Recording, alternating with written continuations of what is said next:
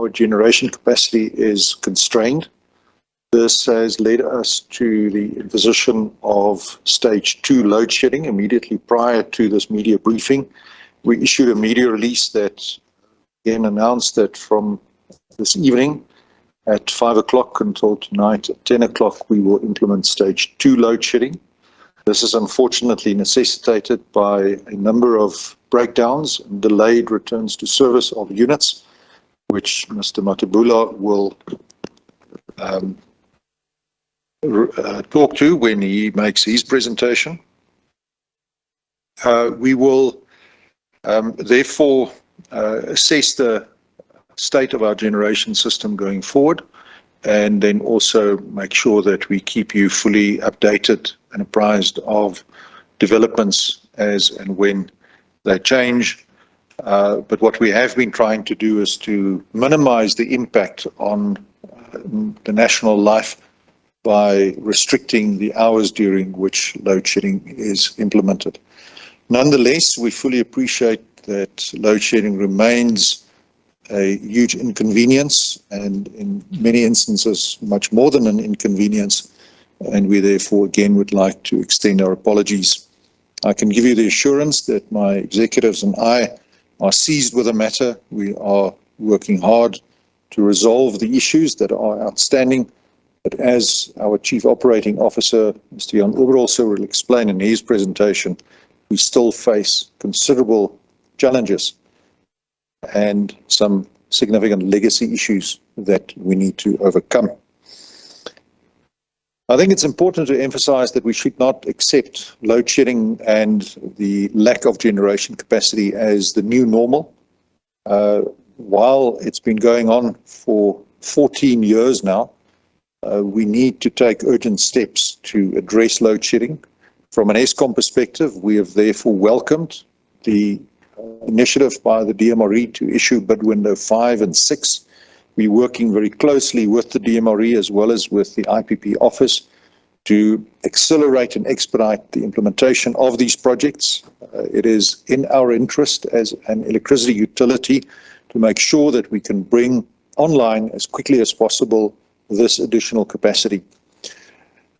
We've previously said that there is a shortfall in generation capacity of between 4 and 6 gigawatts of capacity that we need as soon as possible. And we need this capacity in order to give us the headroom to take units out on planned maintenance and carry out that planned maintenance and return the units to service as planned. And that is why the addition of new capacity remains an urgent priority.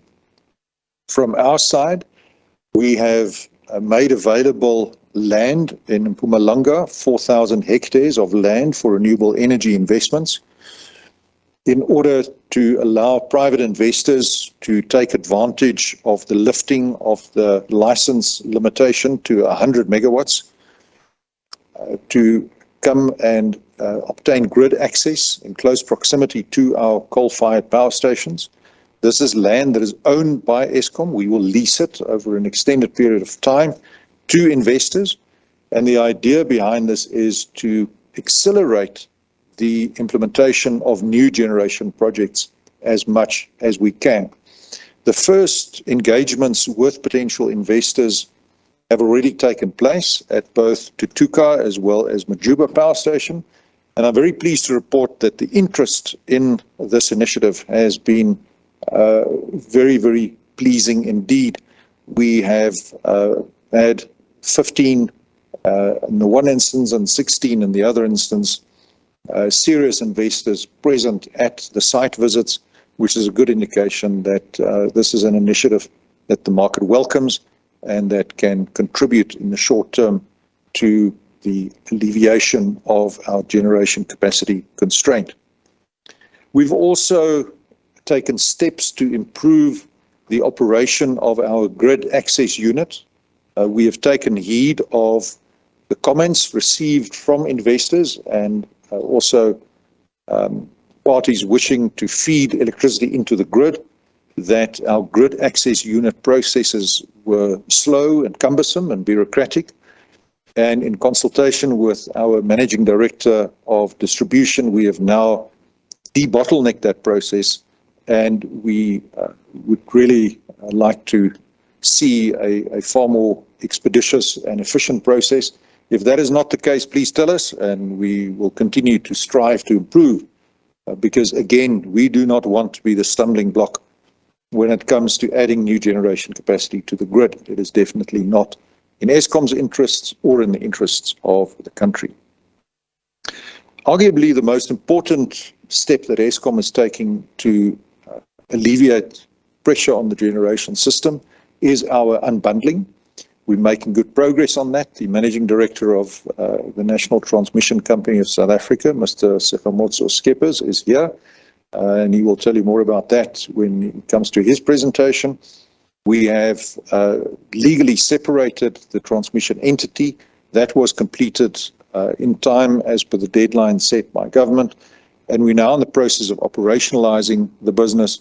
That should take place by September of this year, and then we will have the tool at our disposal to allow for a far more liberalized approach to electricity trading to start to take hold. Initially, of course, this will not happen overnight, but we will definitely see this as a sign that will build confidence among investors that Eskom is serious about facilitating and encouraging private investment in new generation capacity. However, Eskom also operates in an ecosystem.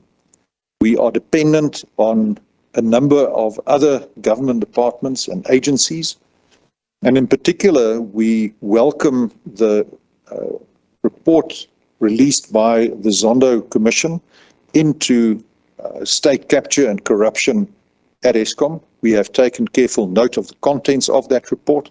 We've established an internal task team chaired by myself that will deal with the implementation of the recommendations in that report. We've appointed external legal advisors to help us with the necessary legal advice.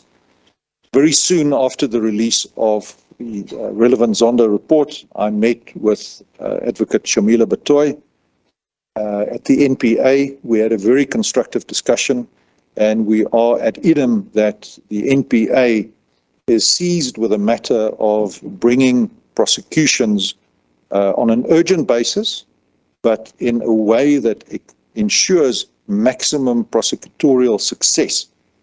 And we have agreed that from an Eskom perspective, we will do everything that we can to assist the NPA in ensuring that those prosecutions are successful, making available witnesses, making available further evidence, documentation, whatever the NPA requires, we will be there to render assistance. We're also looking forward to increased support and cooperation from law enforcement authorities, particularly in the province of Mpumalanga, where we are still beset with criminal activity. Fraud and corruption, unfortunately, have metastasized in Eskom, and it has come to a point where we now really need the urgent assistance of our law enforcement agencies to help Eskom to bring these criminals to book and to ensure that we can resume normal operations instead of having to cope with organized crime operating at our facilities. With those introductory remarks, again, thank you for your attendance and thank you for your interest. And I'm now going to hand over to our Group Chief Operating Officer, Mr. Jan de Ruyter. Thank you.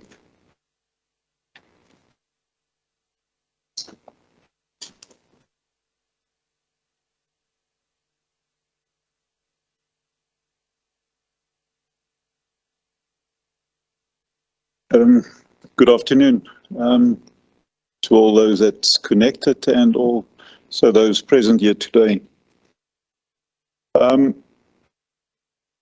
This thing's working.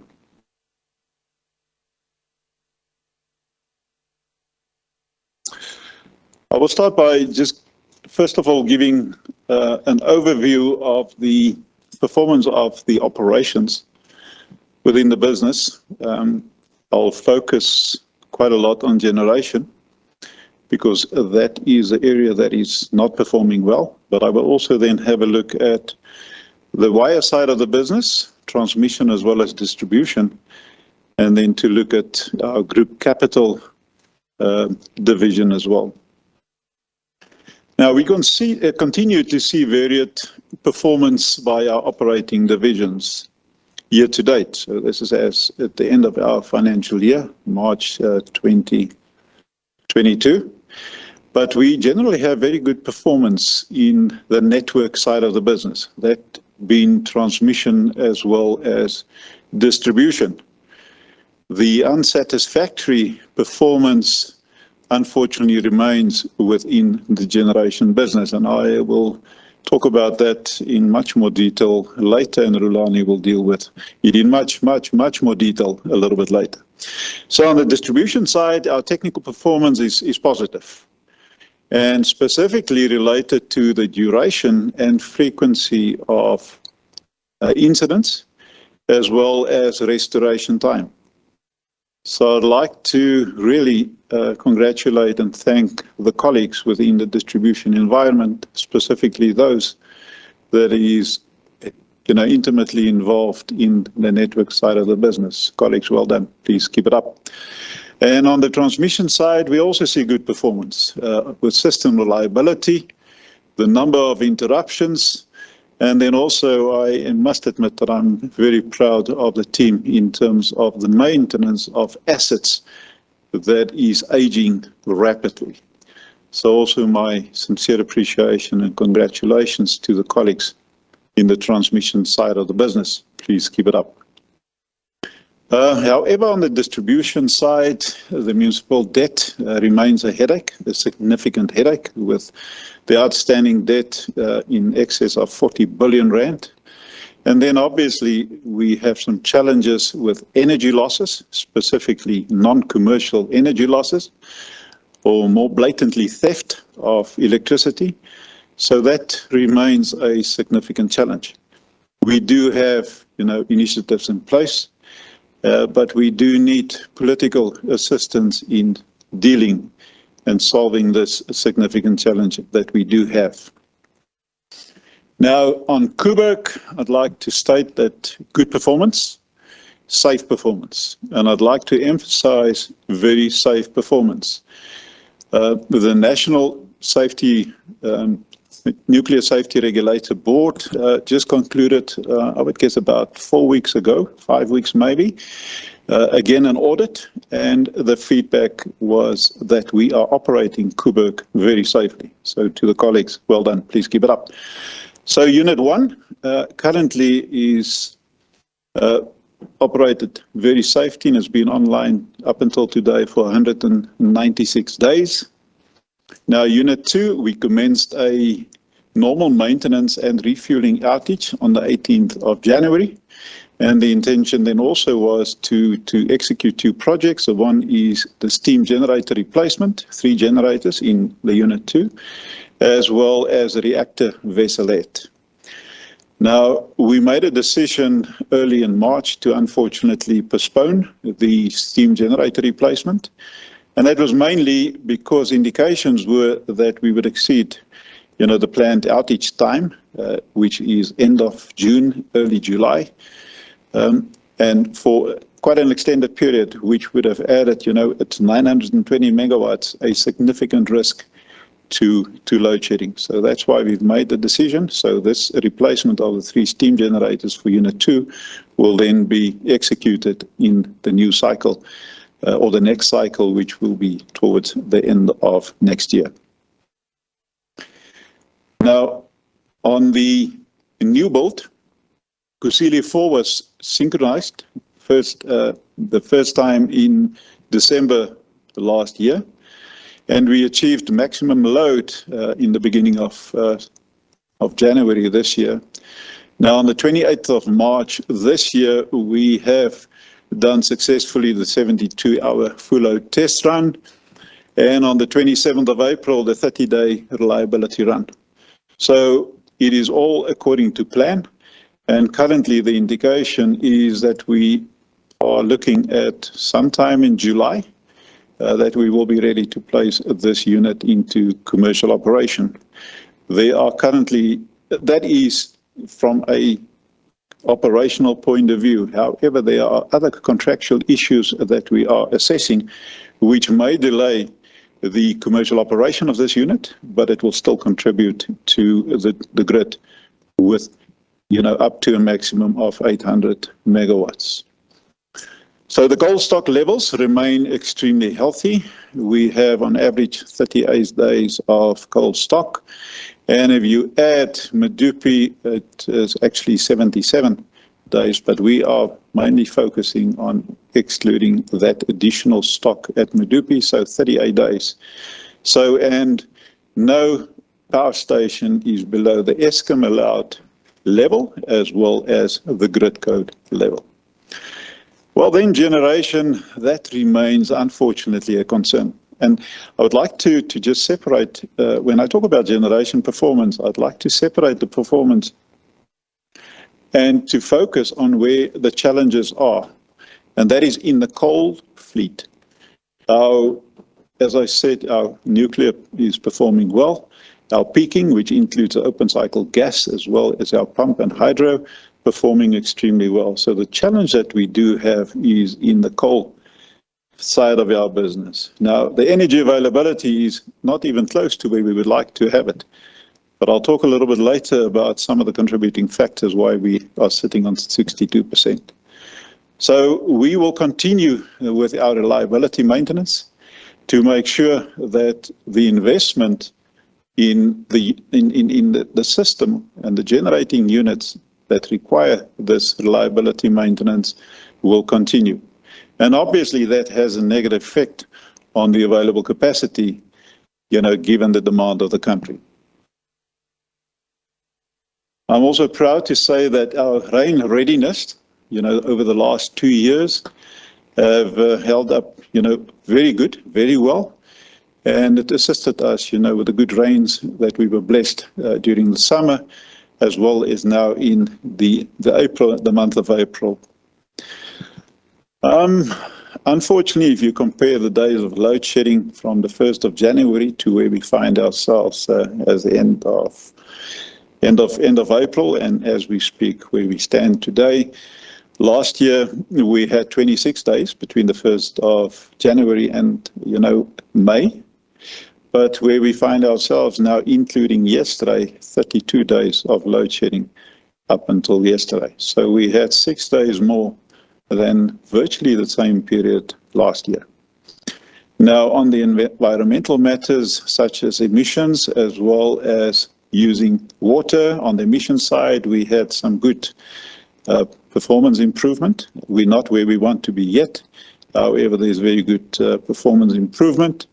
However, on the water utilization usage, we still have some challenges. Now, the safety performance, one can say we are well below our tolerance level. However, regrettably, we have had 3 employees and 2 contractor fatalities as at the end of March 2022. So where the performance is in general, safety good, we unfortunately had the fatalities. That is painting a very red, sort of swipe over where we have performed well below our tolerance levels. If we then zoom into the transmission performance a little bit more in detail, system reliability performance well below the tolerance that we have set ourselves. Now, if we take where we've been 2.5, 3 years ago, where we were heading south in terms of performance, the team has really come to the table, and they have turned the performance around, which we're very pleased and very proud of. And this, I need to say, where we have assets that is really aging. On average, some of the plant that we have, the primary plant, like transformers and breakers and so on, is well in excess of 45 years old. However, if we then look at the maintenance execution, 98.8, what we said we're going to do, it just shows if you really, even if you have old assets, if you look after them, isn't it amazing? If you pay respect to your assets, isn't it amazing what respect they're showing back to you? So I'm really pleased to say that we are executing the maintenance that we need to. So we did have 2 major incidents, but again, that was within our tolerance level. But what is still becoming, it's actually already a headache, and this is the issue of theft and vandalism, which has obviously a negative impact on the performance of the electrical network. And although we're trying, to deal with the risk that we identify whenever you believe that you've dealt, and if you identify an area that you believe is high risk and you deal with the risk there, it is amazing how it pops up somewhere else. And if you take that we have 35,000 kilometers of transmission line assets, it's making it extremely difficult. And on the distribution side, 350,000 kilometers of line. So it makes it really, really difficult. But all in all, good performance by our transmission colleagues. Distribution, the same. If we look at SAIDI and SAFE, that is indications on, and the indicators we had on the duration of a fault and the frequency of a fault. So we've set ourselves some international benchmarking tolerance areas, levels, and we are well below that. So really good performance. And in terms of restoration time, as I said in my opening, also extremely good. Now, unfortunately, electrification, where we set ourselves a target of 99,700 connections, we didn't make that. We were below by about 1,707 connections. However, if you take year on year and if you take cumulative, we're well ahead. But for the year, we did not achieve what we set ourselves. Maintenance also, you can see that there's a lot of focus that we do the maintenance on the distribution network. But on refurbishment, this is where you take out networks and you refurbish it. You spend a lot of money and you replace assets on that specific, line. So we haven't achieved what we set ourselves. However, those projects that we haven't executed has been rolled over to the next financial year. But all in all, again, distribution performance extremely positive. So we also have the same challenge, as I said earlier, in terms of vandalism as well as theft. We look at group capital. It's a very busy slide, so I'm just going to highlight a few because you will have the presentation available. I've spoken about Unit 4. Right. And so we come out of that Eskom briefing. Among things there, outstanding debt standing at around 40 billion rand, saying that Eskom is still battling criminality, especially in Mpumalanga, that was singled out for challenges there. Eskom saying they're going to assist the NPA in terms of documentation, evidence and anything else that's needed in terms of the state capture report that it came out. And CEO Andre De Ruyter saying that load shedding will not become the new normal.